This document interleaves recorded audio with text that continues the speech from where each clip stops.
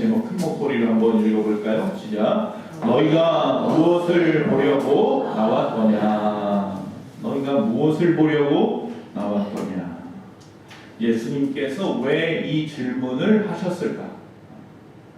오늘 본문은 굉장히 흥미로운 장면부터 시작이 됩니다. 세례 요한, 예수님보다 6개월 먼저 태어나서 예수님의 길을, 메시아의 길을 예비했던 광야에서 회개하라 천국이 가까웠다고 외치고 나오는 자들에게 세례를 베풀었던, 그리고 저분이 바로 메시아다라고 외쳤던 그가 바로 세례 요한인데, 주 앞에 큰 자라 주님께서도 칭찬했던 바로 그 세례 요한인데, 세례 요한이 그만 감옥에 갇혔어요. 그 이유는 그 당시에 왕이었던, 분봉왕이었던 헤롯 왕의 비리를 갖다가 잘못됐다, 회개해라 라고 사람들 앞에서 외쳤기 때문이에요. 많은 죄가 물론 있었겠지만 그 중에 죄가 무엇이냐? 빌립이라고 하는 형제가 있었는데 그의 아내를 자기 아내로 취한 거예요. 그 죄를 막 드러내는 거예요. 그래서 더 참지 못하고 헤롯 왕이 그를 감옥에 가두었습니다. 모진 고문을 당했겠죠. 고난을 당했겠죠. 감옥 안에 갇혔던 그 세례 요한이 자신의 제자들에게 예수님에게 보내서 이렇게 말하라고 질문을 갖다가 줍니다. 3절에 보니까 그는 이렇게 말합니다. 오실 그이가 당신이 오니까 우리가 다른 일을 기다리오리까? 이렇게 물어보라는 겁니다.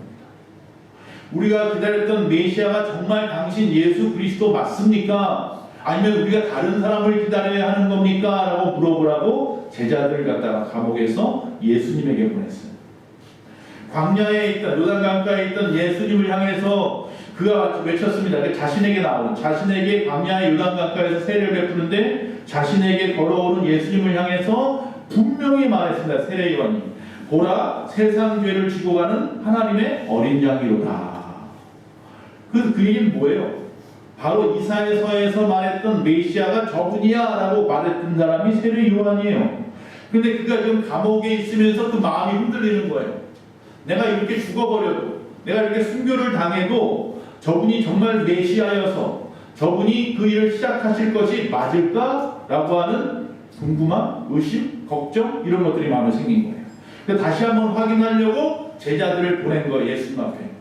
당신이 정말 그분 맞습니까? 아니면 다른 분을 기다려야 합니까? 우리 선생님이 그렇게 물어보랍니다. 그러면 저 같으면, 여러분 같으면 맞다, 아니다, 딱 그렇게 단정지어서 얘기해 줄 텐데 그렇게 하지 않고 5절에 이렇게 말합니다. 예수님이 그들을 찾아온 자에게, 자, 맹인이 보며 못 걷는 사람이 걸으며 나병 환자가 깨끗함을 받으며 못 듣는 자가 들으며 죽은 자가 살아나며 가난한 자에게 복음이 전파된다 하라. 뭐예요 이게? 예수님이 지금까지 행하신 것들이잖아요. 나의 지금까지 행한 일들을 보아라. 이 모든 것이 다 하나님의 아들이 아니면, 메시아가 아니면 할 수 없는 일들 아니겠느냐? 라고 반문하는 거예요. 제자들이 그래서 세례 요한에게 돌아갔어요. 세례 요한 그 말을 듣고 자신이 옳았다, 자신이 본 것이 참 하나님의 말씀이었고 맞았다라고 생각했기 때문에 그는 그 앞에서 죽을 수 있었어요. 자, 그리고 그들이 떠나고, 즉 그 무리들이 떠나고, 세례 요한의 제자들이 떠나고 그 광야에 남아있던, 예수님을 쳐다보고 있던 수많은 무리들을 향하여서 이렇게 말을 합니다. 너희가 무엇을 보려고 광야에 나갔더냐라고 물어봅니다. 자, 왜 이런 말씀을 하셨을까? 당시에 수많은 사람들, 유대 각지에 살고 있는 수많은 사람들이 세례 요한이라고 하는 선지자가 광야에 있다라는 말을 듣고 그를 찾아 나왔어요. 갈릴리에서, 사마리아에서, 유다 땅에서 동서남북 가리지 아니하고 세례 요한을 보겠다고, 그가 있다는 곳이라고 하는 곳이라면 어디든지 찾아갔어요. 자, 우리가 압니다. 광야는 절대로 편한 곳이 아닙니다. 차도 없습니다. 에어컨도 없습니다. 먹을 것도 충분하지 않습니다. 지금도 그런데 그 당시는 뭐 더 다르니까. 그런데도 수많은 사람이 그 거칠고 거친 광야를, 그 메마른 땅, 그 무더운 땅, 뜨거운 땅, 먹을 것도 없는 그 땅을 그냥 세례 요한 하나 보려고 찾아 나갔어요. 자, 예수님이 그들에게 묻는 겁니다. 도대체 무엇 때문에 너희가 그렇게까지 광야에 나갔더냐? 구경하러 나갔더냐? 여러분, 구경하라고 한다고 그 건야로 나갈 사람은 없을 거예요.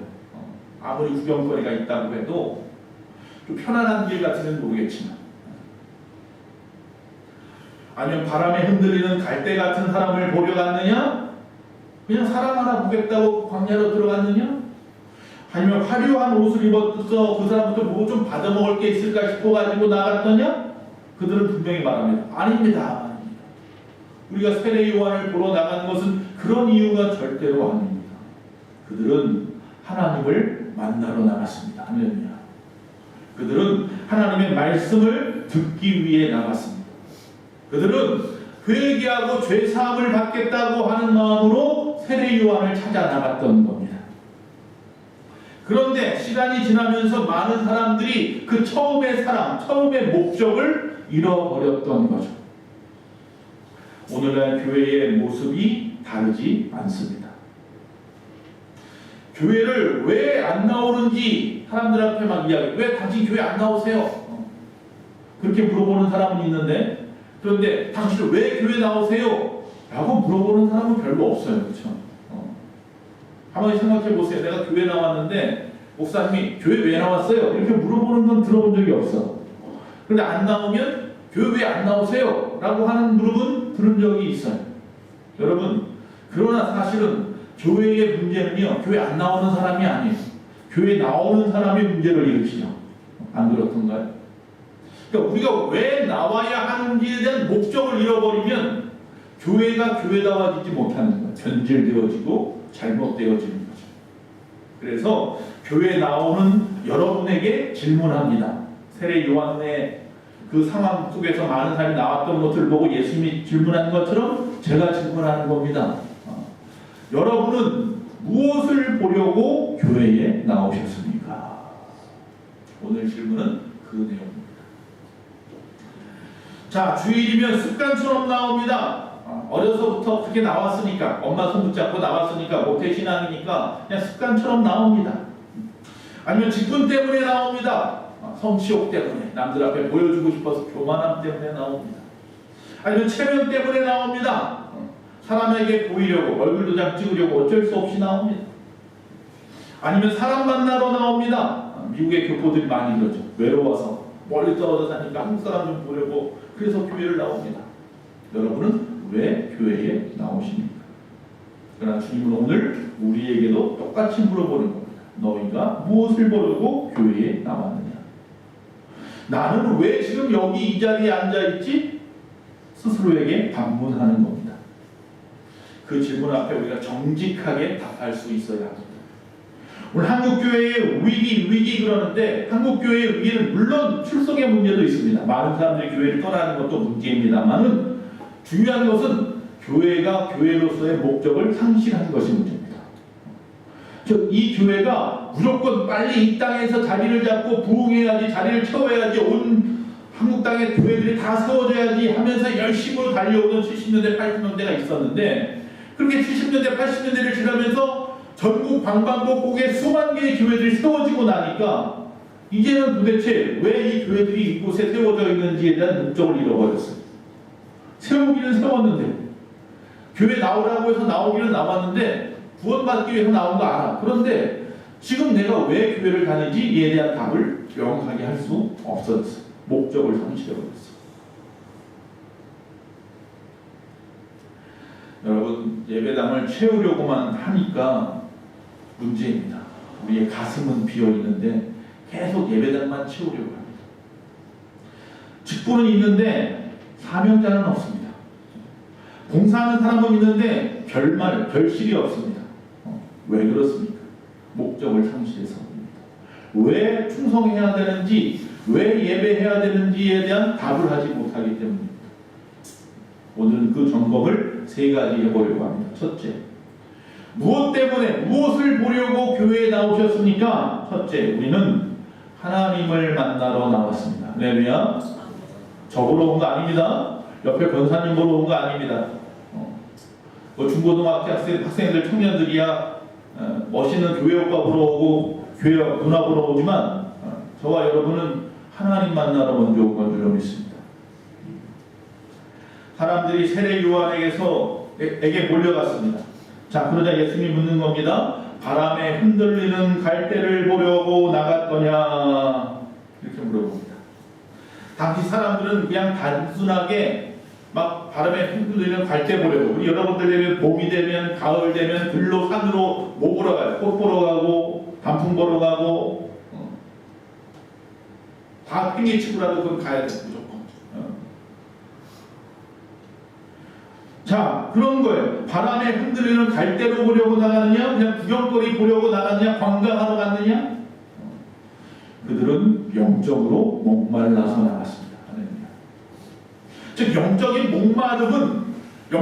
목마름을 해결할 수 있는 곳에서 찾으시기 바랍니다. 할렐루야. 400년 동안 그 땅에 선지자가 없었습니다. 중간기라고 하죠. 암흑기라고 합니다. 구약에서 신약으로 넘어간 400년 동안에 선지자가 없었어요. 우리가 말라기라고 하는 말라기 선지자 이후로 예수님이 오시기 전 세례 요한까지 선지자가 없었어요. 근데 세례 요한이 선지자랍니다. 그러니까 사람들이 몰려나갔어요. 자, 그런데 그들이 그곳에 가서 하나님의 음성을 들은 거예요. 그 전까지 400년 동안 하나님의 음성이 없었는데 저 사람이 하나님의 말씀을 전하고 있다라는 거였어요. 그래서 그들이 광야에 나갔더니 그가 말합니다. 회개하라. 천국이 가까웠느니라. 하나님 말씀이 선포된 겁니다. 결국 그들은 하나님을 만나려고 광야로 달려나갔습니다. 자, 이제 오늘날 우리는 어떻습니까? 많은 성도들이 교회에 나옵니다. 그런데 하나님을 만나려는 기대가 없습니다. 여기 정말로 하나님 만나려고 아침부터 준비하고 옷 치장하고 머리 만지고 준비 다 하고 그리고 교회에 미리미리 나오고, 우리 교회는 할렐루야 감사한 것이 1시간 전 막 20분 전 30분 전만 되면 웅성웅성 거려요. 뭐예요? 기도하는 소리가 교회에 가득합니다. 할렐루야. 이게 은혜입니다. 수백 명 모이지 않아도 상관없습니다. 예배를 사모하는 마음으로 나와서 기도하는 자가 있다는 것이 우리 교회의 소망인 겁니다. 하나님을 만나기 위해서 갔습니까? 그렇게 오셨습니까? 예배 직전에는 핸드폰을 보다가, 예배 중에는 다른 생각하고, 예배 끝나면 점심 메뉴가 무엇인가 먼저 생각합니다. 이 예배가 우리의 삶의 중심이 아니라 일주일 중에 있는 어떤 일정 중에 하나를 해치우는 것이 되어버렸어요. 여러 가지 일주일 동안 해야 할 일들이 있는데 그 중에 하나가 예배드립니다. 근데 이거 그냥 빨리 해치워버려, 숙제하듯이. 그런 마음으로 혹시 예배를 드리고 있다면 여러분이 지금 이곳에서의 예배는 종교 행사예요. 그냥 행사 하나 하는 거예요. 오늘날 성도들의 문제는 이 바쁘다는 것이 아닙니다. 정말 중요한 것을 잃어버린 것입니다. 하나님을 만나는 것을 잃어버렸어요. 하루에 수십 번 우리가 스마트폰을 확인합니다. 저도 사실 그렇습니다. 그런데 하나님의 말씀을 며칠씩 펼쳐보지 않아도 상관없습니다. 왜입니까? 하나님에 대한 갈급함이 사라졌기 때문입니다. 하나님이 우리를 도울 것이다. 하나님이 나의 삶의 먼저입니다.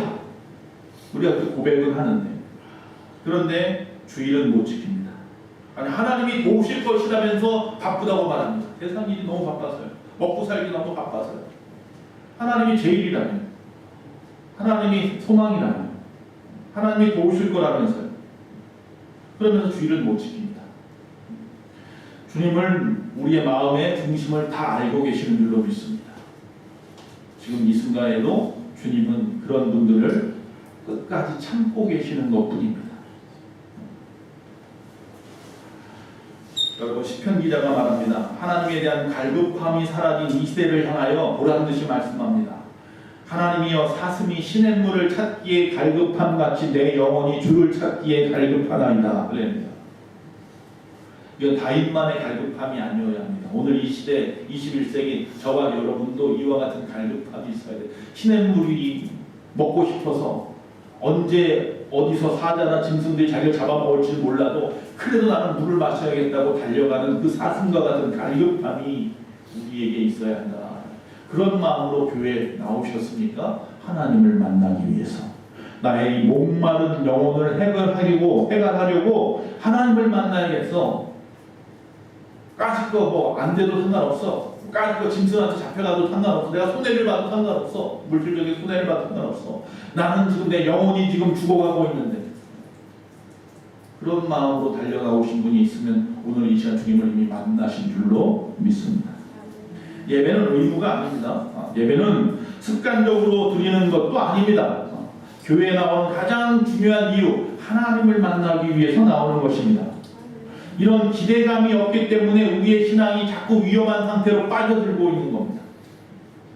현대인들의 모습을 보면 이상한 현상이 있습니다. 어느 집사님이 이런 말씀을 하셨습니다. 목사님, 휴대폰 배터리가 40%만 되어도 나는 불안해서 충전기를 찾습니다. 그런데 내 영혼이 이미 10%도 안 되었는데 하나님을 찾지 않네요.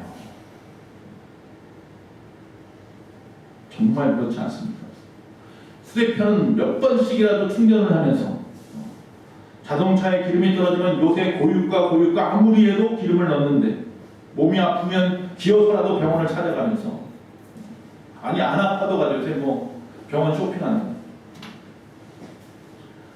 근데 말씀 없이는 며칠씩 잘 삽니다. 기도 없이 한 주간을 훌쩍 보낼 수 있습니다. 그리고 괜찮다고 생각합니다.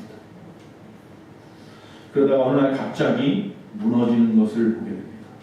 이유 없이 불안합니다. 이유 없이 염려가 찾아옵니다. 마음의 평안이 사라집니다. 왜 그렇습니까? 내 영혼이 하나님으로부터 멀어졌기 때문 아닙니까? 예배는 영혼의 충전소입니다. 하나님을 만나지 못하면 내 영혼은 반드시 메마르게 되어 있습니다. 그래서 주님을 찾아 나오는 것입니다. 오늘 우리를 돌아보아야 합니다.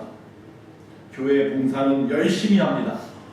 직분도 잘 감당하는 것 같습니다. 모임도 잘 참석합니다. 그런데 하나님을 만나는 시간은 없습니다. 즉 예배 드리는 시간은 없습니다. 제가 부교육자 시절에 어느 권사님이 계셔요. 많은 사람들은 그 권사님을 보면서 야 정말 최고야. 열심히 다 교회는 저분이 다 아는 것 같아요. 왜 그러나 봤더니 주일날 식사 준비를 혼자 다 하세요. 내가 여기 있을 테니까 가서 예배 드리고 내가 지금 여기서 다 보고 있을 테니까 예배 드리고 와서 도와줘. 혼자서 그냥 이리 바쁘고 저리고 바빠요. 마르다 차. 근데 그 보고를 제가 목사님한테 드렸습니다. 담임 목사님 강구를 합니다. 이제부터 예배 시간에 예배 빠뜨리고 식사 준비하시는 분들은 새벽 예배, 아침 예배, 저녁 예배 꼭 드리시기 바랍니다. 이 말 하고 나니까 몇 주 있다가 안 하셔. 주일날 그 일을 하면 하루에 3번을 예배를 더 드려야 됩니다. 이분은 봉사도 있습니다. 열심도 있습니다. 그런데 뭐가 없어요? 예배가 없는 거예요. 교회 왜 나왔습니까? 일하러 나왔습니까? 교회 왜 나오셨습니까? 칭찬받으러 나오셨습니까? 하나님 만나러 오신 거예요. 하나님.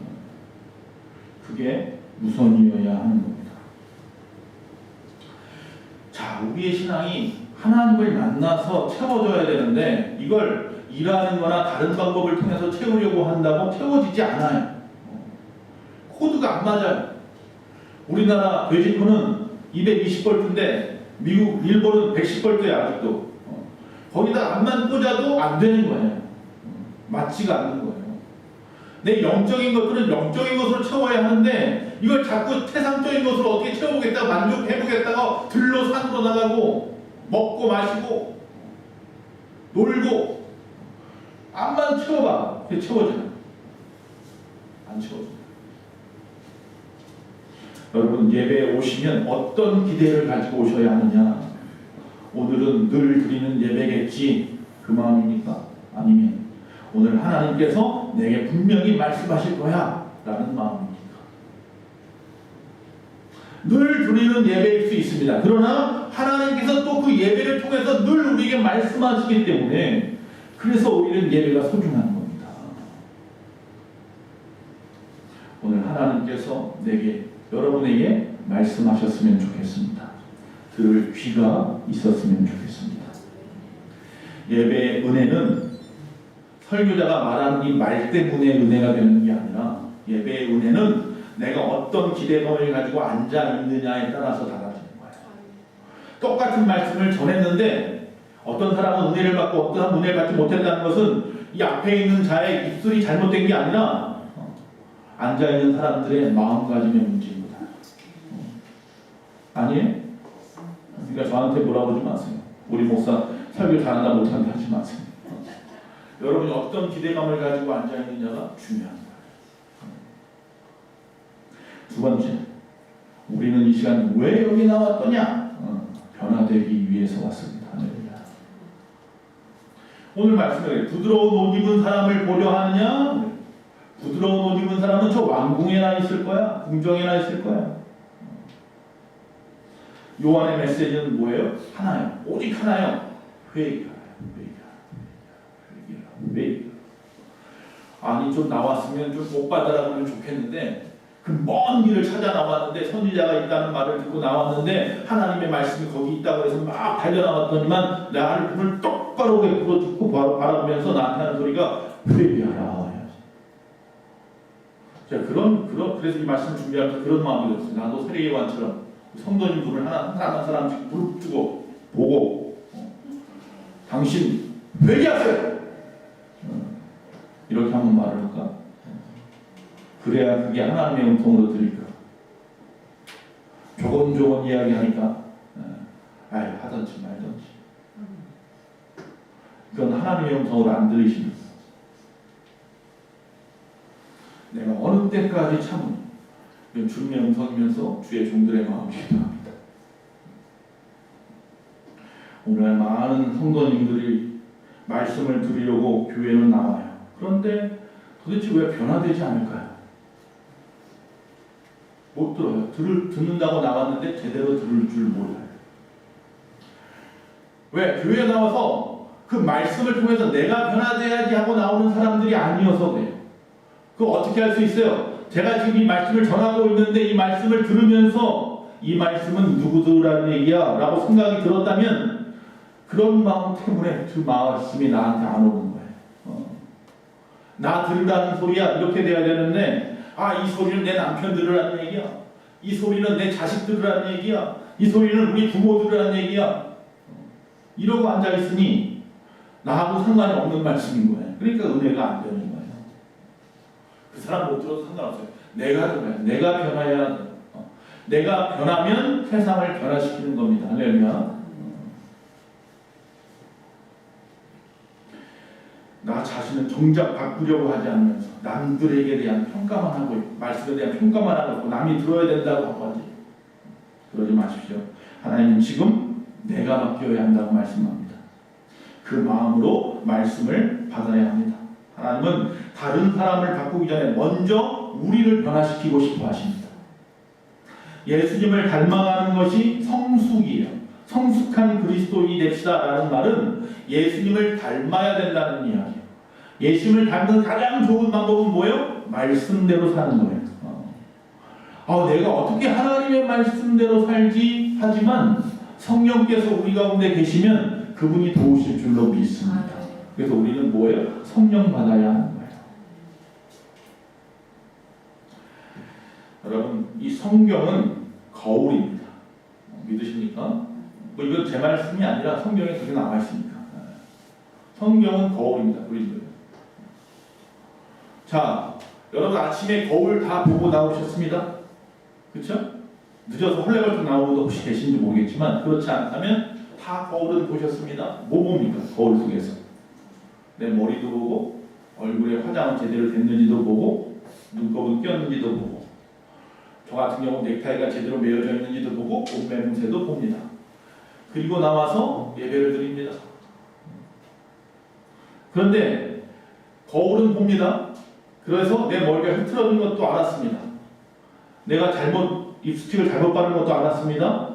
넥타이가 삐뚤어진 것도 알았습니다. 그런데 그냥 나옵니다. 그럼 거울을 본 거예요? 안 본 거예요? 우리가 하나님의 말씀을 읽을 때 그래요. 하나님의 말씀을 읽습니다. 이렇게 해야 되는구나, 저렇게 해야 되는구나, 이렇게 하는 것이 바른 삶이구나, 이것이 예수님을 닮는 삶이구나, 다 알아요. 그런데 안 합니다. 그럼 거울 본 거예요? 안 본 거예요? 그게 우리의 삶 아닙니까? 거울만 보고 아무것도 고치지 않는다면 아무런 의미가 없는 거예요. 성경의 말씀을 듣고, 성경 말씀을 듣고, 설교의 말씀을 듣고, 아, 맞네, 그러네, 아멘 이래놓고 고치지 않으면, 변화되지 않으면 아무 의미가 없는 거예요. 오늘날 성도들의 가장 큰 문제 중에 하나, 신앙생활을 오래 하기는 오래 했는데 성품은 변하지를 않습니다. 아, 내가 태어날 때부터 이렇게 태어났어. 그런 사람은 없습니다. 즉 하나님이 우리에게 주신 것은 사랑이, 우리에게 주신 것은 믿음이고 소망입니다. 남을 미워하는 마음이나 아니면 내 안에 있는 어떤 남을 갖다 헐뜯는 마음이나 남의 손해보게 한다거나 뭐 이런 것들은, 게으르고 나태한 것들은 스스로 살아가면서 내 안에서 쌓아가는 것들입니다. 이것들은 변화시킬 수 있는 겁니다. 그리고 놓쳐버린, 잃어버린 하나님의 성품을 다시 회복해야 됩니다. 하나님의 형상을 회복하자고요. 10년 동안을 교회를 나와도 여전히 남을 미워합니다. 20년을 교회 생활을 했는데도 남을 용서할 수가 없습니다. 30년을 교회 나왔는데도 돈이 우상입니다. 여러분, 10년 믿은 사람은 9년, 8년 믿은 사람보다 더 사랑해야 합니다.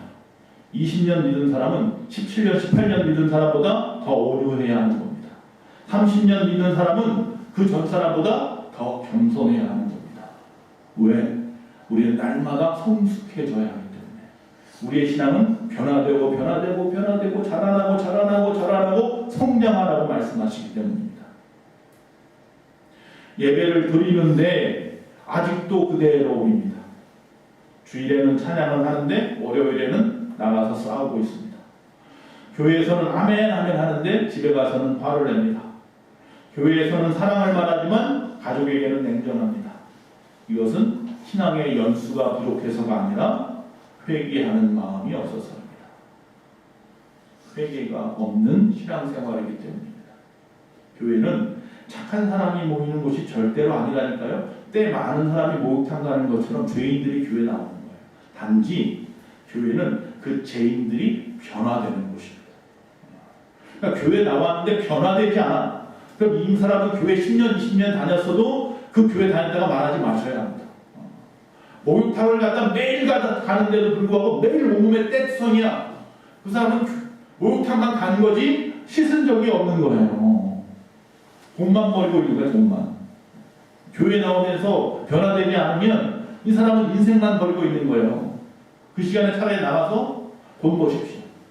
변화될 생각이 없다면, 구원받을 생각이 없다면, 천국의 소망을 갖지 못했다면 그냥 세상 사람처럼 잘 먹고 잘 살다가 그냥 죽는 게 낫습니다. 어차피 지옥 갈 건데 왜 여기 나와서 앉아있느라고 고생하십니까? 하나님을 만나고 내가 변화되려고 여기 지금 이렇게 앉아있는 거 아닙니까? 졸려도 눈을 비비고라도 앉아있는 겁니다. 말씀을 듣고 그대로 살려고 하느냐, 주님이 우리에게 오늘 말씀하고 계십니다. 자, 세 번째, 우리는 이 사명을 붙들기 위해서 교회에 나와야 합니다. 자, 예수님께서 또 말씀하십니다. 이 세례 요한을 향하여서 뭐라고 말하냐면 선지자보다 나은 자보다. 너희가 선지자를 보러 왔느냐? 그래, 맞다. 근데 이 사람은 선지자보다 더 나은 사람이야 라고 세례 요한을 칭찬합니다. 즉 요한은요, 사명을 위해 살았기 때문이에요. 여러분, 광야에서 살았어요. 그가 먹는 것은 석청이에요. 석청이 뭐예요? 돌에 붙어있는 꿀이에요. 메뚜기 잡아 먹었어요. 지금은 뭐 엄청나게 비싼 거지만 그 당시에는 그거 먹었어요. 광야에 먹을 게 없습니다. 그가 입은 옷은 낙타털 옷이에요. 지금은 카멜틱스라고 해서 수백만 원 줘도 못 살 옷이지만 그 당시에는 그냥 죽은 낙타 있으면 그냥 쭉쭉 벗겨서 그냥 대충 걸친 거예요. 그리고 살았어요. 너희가 도대체 뭘 보려고 광야에 나갔느냐? 거기는 그렇게 사는 사람이 하나 있어. 왜 그렇게 살아? 하나님의 일을 하기 위해서. 주님이 내게 주신 사명을 위해서. 여러분, 세례 요한은 제사장 집안이에요. 그 아버지 사가랴는 뭐예요? 제사장이에요. 제비뽑기를 항상 못해가지고 나이가 들어가지고 연로할 때까지도 성소에 들어가 본 적이 없어요. 성소는 제사장들이 제비 뽑아서 들어간단 말이에요. 근데 항상 뽑아도 안 돼. 그러니까 평생을 갖다가 제사장이지만 성소에 들어가 본 적이 없어요. 지성소는 대제사장이 들어가는 거고 성소는 제사장이 들어가잖아요. 들어가서 향도 피고 단에 불도 보고 떡도 바꾸고 진설병 떡도 바꾸고 그런단 말이에요. 근데 그걸 한 번도 못 해본 제사장이야. 얼마나 마음이 그렇겠어. 목사는 목사인데 강단에서 설교를 한 번도 못 해본 것과도 마찬가지. 근데 나이가 아주 들어가지고 더 이상 할 수 없을 나이가 되었을 때에 제비를 뽑았더니 돼버렸네. 나이 많이 들어서. 또 들어갔는데 이미 나이가 들어서 다 끊어졌는 줄 알았는데 하나님이 그에게 말씀하시기를 아들을 주겠대. 근데 그 순간에 누구에게도 자기 부인에게도 그 말씀을 하셨네. 근데 그 순간부터 그 세례 요한의 아버지가 어떻게 돼요? 벙어리가 되네. 말을 못해요. 나중에 그 아이가 태어나고 입이 트였어요. 그리고 어머니와 아버지가 동시에 이 아이의 이름을 뭐라고 했어요? 요한이라. 그게 세례 요한이에요. 가만히 있으면 또 제사장은 요한이에요. 제사장은 그냥 세습이니까 그냥 가만히 있으면 제사장이 되는 거야. 그럼 그냥 편안하게 살아. 그냥 그 당시에는 뭐 성소에 들어가든 안 들어가든 말이에요. 그런데 그걸 다 포기하고 어디 나갔다고요? 광야로 나간 사람이 세례 요한이에요. 하나님이 그에게 하나 하신 것이 있어서 그거 하려고 다 포기하고 간 사람이 광야로. 아무도 없는 광야에. 거기서 하는 말은 그에게 하라 천국이 가까웠다. 그 말 한마디 하는 거예요. 그리고 자기에게 세례받기 원하는 자마다 세례를 베풀었어요. 그래서 세례 요한이에요. 예수님의 12제자 중에 하나 사도 요한하고 헷갈리지 말라고 앞에다가 세례라는 별명을 붙이면 세례 요한. 뭐라고요? 선지자보다 나은 사람이야. 너희들 선지자를 보겠다고 광야로 나왔다고 했는데 저 사람은 선지자보다 더 나은 사람이야. 요한은 사명을 위해서 살았습니다. 그는 인기를 위해서 광야로 나간 게 아닙니다. 성공을 위해서 광야로 나간 것이 아닙니다. 자신에게 맡겨진 사명이었기 때문에 그 길로 나가는 겁니다. 오늘날 교회가 연약해지는 이유는 뭐냐 하면 성도가 없어서가 아니에요. 물질이 없어서가 아니라 사명이 없어서가 아니에요. 성도들이 사명을 잃어버렸기 때문이에요.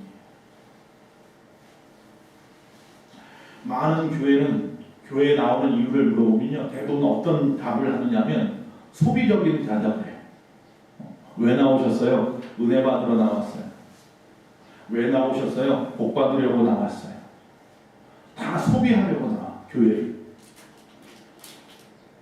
왜 나오셨어요? 주님이 내게 주신 사명 감당하기 위해서 나왔습니다. 사명자로 나오는 사람은 별로 없어. 내가 교회에 나와서 하나님이 나에게 주신 그 직분을 가지고 충성하러 나오는 사람들보다 교회에 나와서 위로받고 교회에 나와서 복받고 교회에 나와서 내 마음의 감정을 갖다가 다 풀어버리고 그리고 집에 가고 싶어요. 소비하려고 교회에 나오는 사람밖에 없어요. 교회는 계속해서 연약해질 수밖에 없습니다. 오늘 많은 사람들의 모습입니다. 그러나 하나님은 우리에게 분명하게 이야기합니다. 너희를 사명자로 불렀다.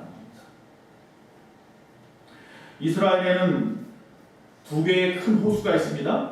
우리가 잘 알다시피 북쪽 높은 곳에 요단강이 흐르는 요단강 그 위에 갈릴리라고 하는 바다가 있습니다. 뭐 디베리아라고도 하고 게네사렛이라고도 합니다. 부르는 것이 동서남북 동네마다 이름이 다른 것뿐이에요. 같은 바다예요. 호수대 바다라고 해요. 크니까 갈릴리. 자, 그리고 요단강이 흐릅니다. 북쪽에서 남쪽으로. 자, 북쪽에서 남쪽으로 흐르는 것은 북쪽이 높아서가 아니라 지대가 높은 거예요. 북쪽이 지대가 높고 이 남쪽은 지대가 낮아서 밑에는 근데 또 하나의 바다가 있습니다. 군뱅이같이 생긴 뭐예요? 사해라고 하는 바다입니다. 가장 낮은 곳입니다. 지구상에서도 가장 낮은 곳 중에 하나입니다. 그래서 요단강에서 흘러오는 갈릴리 바다에서 내어주는 그 물을 갖다가 받기는 받는데 버리지를 못합니다. 버리는 방법은 뭐냐면 뜨거운 나라니까 수증기로 날아가는 것밖에 없어요. 그러니까 어떻게 합니까? 물이 고여있죠. 그래서 썩기 시작합니다. 염도가 엄청납니다. 저도 거기에 가만히 떠왔습니다. 아무것도 안 했는데 그때는 정말 수영의 숫자도 모르던 때인데 그냥 가만히 있으면 뜹니다. 거기서 호흡벽거에다가 눈에 들어가거나 입에 들어가면 큰일 납니다. 눈이 시리고 막 쓰라리고요. 너무 소분, 명분이 세서. 자, 왜 그렇습니까? 갈릴리는 물을 끊임없이 흘려보냅니다. 그런데 사해바다는 끊임없이 붙잡고 있습니다. 그래서 썩습니다. 하나님 우리에게 은혜를 끊임없이 부어주십니다. 하나님 나에게 재능을 주시고 각종의 달란트를 주시고 환경을 주셔서 주의 일 할 수 있도록 여건을 끊임없이 만들어 주시는데 우리는 그걸 붙들고만 있습니다. 안 합니다. 보내지 않습니다. 나누어 주지 않습니다. 사랑도 안 베풉니다. 헌신도 안 합니다. 그럼 뭐 한다고요? 썩는 겁니다. 고인물은 썩게 되었습니다. 신앙이 썩는 겁니다. 은혜를 받고 흘려보내는 사람은 살아납니다. 할렐루야. 은혜를 받고 흘려보내지 못하고 붙잡고만 있으면 영적으로 정체되고 썩는 겁니다. 제가 전도사 시절에 교회에서 이제 학생들을 담당을 했었는데 여름이 되면 수양회로 가고 겨울이 되면 기도원으로 또 수련회를 갑니다. 그 당시 학생들이 많았어요. 그렇죠? 제가 아주 그때 이제 신학교 졸업하고 군대 갔다 오고 막 이럴 때니까 25살, 6살, 7살 때 그때였는데 이제 학생회를 맡으라서 중고등부를 맡으면 그 아이들을 데리고 여름이면 여름방학마다 수양회를 갑니다. 바닷가로도 가고 냇가로도 가고 겨울이 되면 또 수련회를 갑니다. 기도원, 그 당시 유명한 한월산 기도원이나 강남 금식기도원이나 아니면 뭐 양평 금식기도원이나 아니면 저 오살리 기도원이나 이런 데 갑니다. 교회 학생들 숫자가 한 40명에서 50명 정도 돼요. 자, 성도들은 한 100여 명 좀 넘었어요. 한 150명 좀 안 됐어요. 애들은 또 그때 40~50명 돼요. 그 당시 애들이 더 많이 나왔어요. 교회. 자, 그 아이들을 데리고 수련회를 가는데 문제는 뭐냐면 데리고는 갈 수 있어. 제가 그때 20대 중반이니까 저 데리고는 갈 수 있는데 먹여야 될 거 아니에요. 3박 4일 동안. 맨날 매식이 사줄 수는 없고 그 당시에는 어떻게 해요? 다 알아서 불 피워가지고 먹였어요. 그러니까 방이 있어. 각자마다 방이 있는데 그 방 바깥에 보면 연탄으로 이렇게 불을 떼게끔 되어 있고 그 아궁이 위에다가 음식 같은 거 올려놓고 만들어. 브루스타 같은 거 가져가. 그걸로 먹이는 거예요. 수련회 때는. 수양회 때는 뭐 천지가 그냥 바깥이니까 바닷가 되고 막 불 피워서 막 만들어서. 그럼 누가 쫓아가야 돼요? 권사님이나 집사님이 쫓아와야 될 거 아니에요. 다 꺼려하는 거예요. 안 가려고 해요. 너무 힘들거든요. 그 대학 끝에도 그 힘든 시간에 40~50명을 계속 먹이느라고 정신이 하나도 없어요. 다들 바쁘답니다. 뭐 지금처럼 다 직장 다니는 시대도 아닌데 다들 바쁘대요. 근데 한 권사님이 소리를 듭니다. 내가 하리야. 그 연세가 70세였어요. 그래서 목사님이 말해요. 목사님, 안 가셔도 돼. 근데 그분이 말합니다. 하나님이 내게 가라고 하시네. 하나님이 나에게 그런 부담감을 주셔. 가야겠어요. 그리고 가셨어요. 그리고 5년 동안을 계속 하셨어요. 75세까지.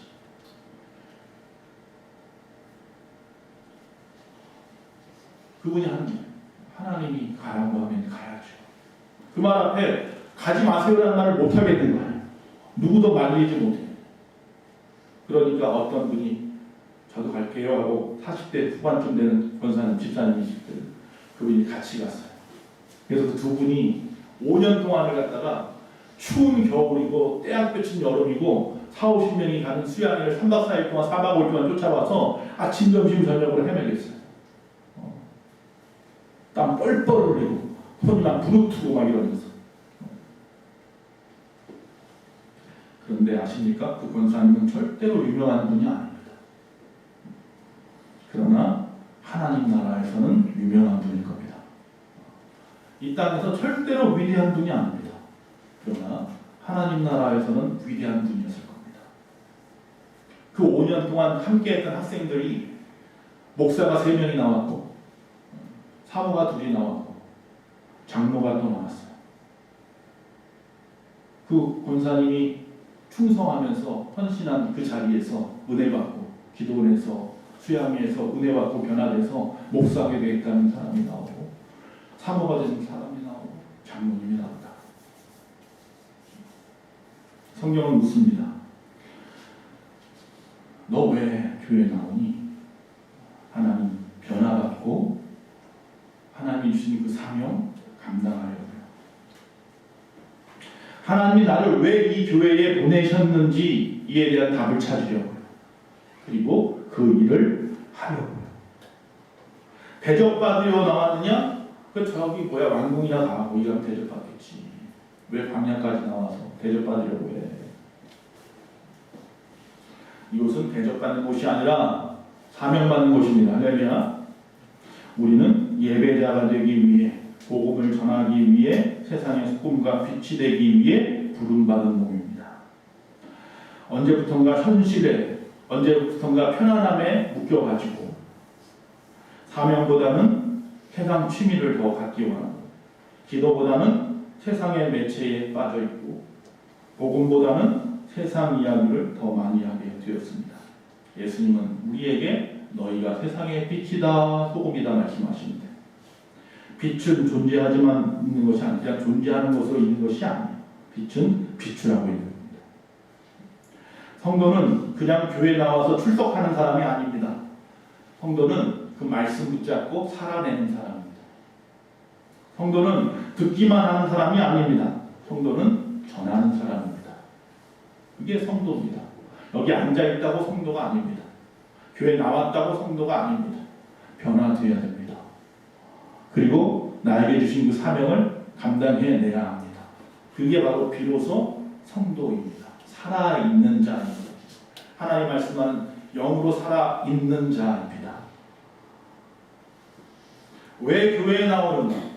어느 노부부가 결혼 50주년을 맞이해가지고 목사님을 부르고 잔치를 했습니다. 목사님이 물어봅니다. 어떻게 이렇게 50년 동안 변함없이 사랑하면서 살았습니까? 그러자 할아버지가 말씀합니다. 목사님, 우리가 결혼하던 시절에는 돈이 많은 시대가 아니라 물건이 많은 시대가 아니라 고장난 물건도 버리지 않고 고쳤었어요. 사람도 마찬가지예요. 그런 거예요. 아니 어떻게 그렇게 50년 동안 같이 살 수가 있어요? 고장났으면 고쳤었다는 거. 신앙도 그렇습니다. 처음에는 뜨거웠습니다. 예배가 기다려지고 기도가 즐겁고 말씀만 들어도 눈물이 났습니다. 그런데 어느 순간부터 그냥 습관이 되어졌어요. 매너리즘에 빠져버렸습니다. 그때 또 주님이 우리에게 오늘 이 시간 여러분에게 말씀하는 겁니다. 처음 왜 나를 따라왔느냐? 왜 교회에 처음 나왔느냐? 그 처음을 한번 생각해보자. 요한계시록에 보면 7개의 교회가 나옵니다. 마지막 시대에 이 땅에 있는 교회들의 모습들이 7개의 교회로 나타납니다. 그 중에 첫 번째 에서버드 사빌라 에베소 교회죠. 에베소 교회에 여러 가지 하나님의 말씀을 칭찬이 있습니다. 전통적인 교회, 모이기 힘쓰는 교회예요. 그런데 중요한 건 뭐냐면 너희에게도 책망할 것이 있나니 너희가 나를 버리는 처음 사랑을 버렸다. 처음 사랑을 버렸다. 첫사랑을 버렸다. 다시 말하면 그 첫사랑을 회복하라고 말씀하는 거예요. 교회가 오래됐는데 그래서 교회에 많은 사람들이 항상 나오는 사람들이 항상 나와서 그 자리에 채워 있고 열심히 또 신앙생활 하는 것 같기는 한데 그 첫사랑을 잃어버렸어요. 뜨거웠던 마음들이 다 사라져 버렸어요. 의례적으로 교회에 나오고 있는 거예요.